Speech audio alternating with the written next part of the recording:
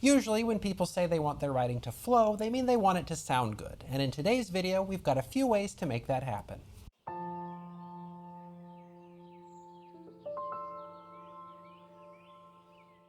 Welcome, friends, to the third installment of our series on flow. We've already talked about the flow of ideas and the structure of sentences, and in today's video we'll be talking about ways to make your writing sound better. As a reminder, when writing flows, it reduces the resistance that readers experience. Good flow of ideas helps readers to process information more easily. Good flow of syntax helps them to navigate your sentences more easily, and good flow of sound will help them to enjoy your writing more easily. I mean, just think of all the time that people spend listening to rivers and oceans and rain in order to relax. People like the sound of flow, and it can make them more receptive to the things that you're writing. So I suppose none of what follows is strictly necessary if you just see writing as an exchange of information. But if you see writing as a connection between two or more people, then paying attention to sound can make all the difference, and that's what today's video is all about. Now, the sounds of letters might be the most obvious kinds of sounds we're dealing with when we're talking about this kind of flow, and that's why we're calling it phonetic flow, after the branch of linguistics that studies the individual sounds in languages. Writers have all kinds of tricks for leveraging letter sounds to create more pleasing phonetic flows, and they all have different technical names. But what they all have in common is the repetition of similar sounds, whether they're consonants or vowels. So, for example, check out this sentence. We want to become more capable surgeons, more adored politicians, and more insightful educators. But we also want to stay on vacation. Now, there's nothing wrong with this sentence, but what if we gave it an alliterative adjustment in order to give sound a more important role? We want to become more skillful surgeons, more popular politicians, and more enlightened educators. But we also want to stay on vacation.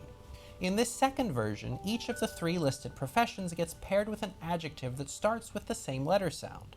The meaning of the sentence hasn't changed much, but it's more likely now that the meaning of the sentence will stick in a reader's head.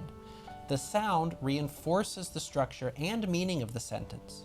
Not only are there three nouns paired with modifiers, but the repetition of sound matches the structure, and that can be more memorable. So paying attention to letter sounds can give you an opportunity to reinforce the meaning of the things that you're writing, and in that way, sound can facilitate flow by reinforcing and supporting the other aspects of flow that we've discussed previously. Of course, suppose you structure your sentences such that sound supersedes the semantic or syntactic concerns of those sentences. Under such circumstances, you may end up sounding more like a cartoon character than an actual person, so don't overdo it. And if you want to join me in overthinking the flow of letter sounds just a little bit, there are some sounds that create more of a sense of flow than others. You see, there are some sounds that you can produce indefinitely, like s, v, e, or The only limit to these sounds is your breath. But then there are other sounds that you can only produce in a single moment of time, like p, t, or j.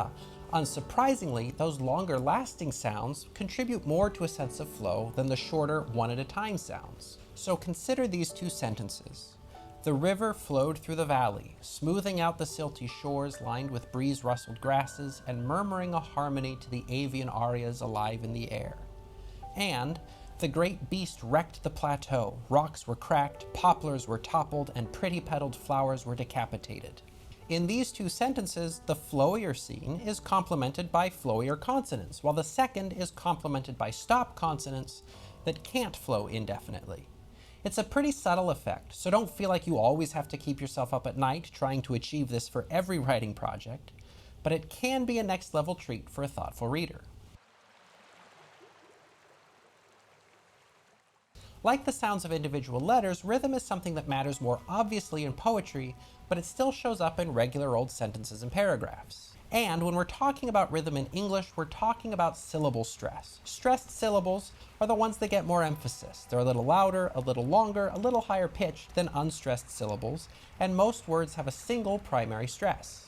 And now that I'm talking about it, I'm thinking that we could and probably will dedicate a whole video to syllable stress, so why don't you subscribe so that you'll be informed as soon as I get around to it. For today, though, it's enough to know that stressed syllables flow ever so slightly less than unstressed syllables. That is, in English, stressed syllables are timed at regular intervals, while unstressed syllables just get smashed in between. Because of that, these three phrases will all take roughly the same amount of time to say. The big red bird. the bigger yellow bird, the biggest yellowest heron. Even though each of these phrases has a different number of syllables, the time distance between stressed syllables remains roughly the same. So the unstressed syllables have to flow faster in order to keep up. And this is admittedly all pretty esoteric, but it is something to keep in mind. You could, for example, build a lot of pressure with a string of stressed syllables that all gets released in a flood of unstressed syllables, something like this. Dusk. The big bad wolf howled, huffed, puffed, blew, and a flutter of straw erupted into the air and littered the ground, exposing a shivering pig to the wolf's hungry glare. Now, as much as we like sitting next to a babbling flowing river, being stuck in the middle of a rapidly flowing river with no way to stop or slow down can be the stuff of nightmares. So let's interrupt the flow of this video really quickly to talk about how interrupting the flow of your writing every now and then can be a really good way to make sure that your readers don't get carried away or overwhelmed by the flow of information. Long, flowy sentences can be a joy to get lost in, but too many in a row can become overwhelming if they're communicating a lot of information, or they can turn boring if they're just being long-winded. So a short sentence here and there can be just the interruption that a reader needs to re-engage with your writing. Of course, variety is key. Too many short sentences in a row will give the reader the feeling that they're writing on a bumpy road, and that is anything but flowy. Paragraphs ask readers to hold information in their head for an amount of time, so long paragraphs can put a lot of pressure on a reader's working memory. Imagine, for example, trying to fill a bucket by holding a cup under running water.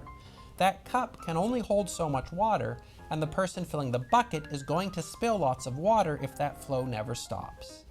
Every time a paragraph ends, though, you put a pause on the flow, which gives your reader time to transfer the water from the cup, or their working memory, to the bucket, or their longer-term memory. Shorter paragraphs give readers more opportunities to empty their cups, saving them from spilling your ideas in their effort to keep up with your unrelenting flow. Sometimes I'll add a word or short phrase to a sentence only for the purpose of slowing it down, and that might seem kind of strange in our fast-paced, just the facts kind of world, but I think it makes for a much more readable text, especially for long sentences with a complex structure. An interrupting word or phrase can give the reader a place to catch their breath. So, for example, this sentence can feel kind of unrelenting. In light of recent governmental restrictions on biomedical research procedures, the Board of Directors recommends an immediate moratorium on all bioregulatory product development for the foreseeable future. However, by inserting a word to slow the sentence down, it can become more manageable. In light of recent governmental restrictions on biomedical research procedures, then, the Board of Directors recommends an immediate moratorium on all bioregulatory product development for the foreseeable future. Then is the most common flow interrupting word, at least in my own writing. Whenever I use it, I imagine myself setting a rock in the middle of a river that my readers can sit on and regain their bearings before diving back in. So with all of those things in mind, let's get back to the flow. Finally, let's talk about contractions. They sure have suffered the wrath of grumpy English teachers over the years, but they're really not our enemy. Sure, I can appreciate that don't is probably less formal than do not, but can you really name a truly formal writing situation that you're going to be in? I suppose if your readers actually have multiple different sized forks at their dinner tables, you may want to avoid using contractions when writing to them. But for most of us and for most of our readers, we've just got one fork for every eating occasion, and in those cases, contractions are probably going to do the job just fine. More importantly though, contractions are by design flow-enhancing devices, and if you do not believe me, I would like to point out that if you do not use contractions in speech because you think that other people would not appreciate them, you are most likely going to sound like a robot who has not spent much time around the kinds of people who would use contractions without any kind of controversy. So, long story short, go ahead and use contractions. 9 times out of 10, they're going to be invisible to your readers anyway, and they'll do a lot to make your writing sound more natural and flowy. Sound is probably one of the more complex and misunderstood aspects of writing, and that's probably because a lot of writing can be perfectly clear even when the writer ignores sound. But the reality is that readers' perceptions of flow are often closely related to how good the writing sounds. Of course, what we've talked about today is not a comprehensive list of all the things you can do to make your writing sound better, and there's more we could say about the role of sound in writing, and we probably will say it before too long. For now though, just remember that you can improve the phonetic flow of your writing and make it sound better by paying attention to the patterns of sound that your letters and words make, by keeping an eye on the rhythms of your sentences, by making sure that the flow doesn't get out of hand by using the strategies that we've talked about earlier, and by being unafraid to use contractions so that your writing sounds like it was written by a person and not a robot. Start practicing these strategies and you'll be well on your way to writing some seriously musical prose. And with that, we'll wrap up for today. Thanks for watching, and a great big thanks to those of you who have subscribed. It's always encouraging to see people sign up for more, and I can assure you that more is on its way. Until then, however, share your thoughts, questions, requests, or jokes in the comments, and I'll look forward to meeting again next week.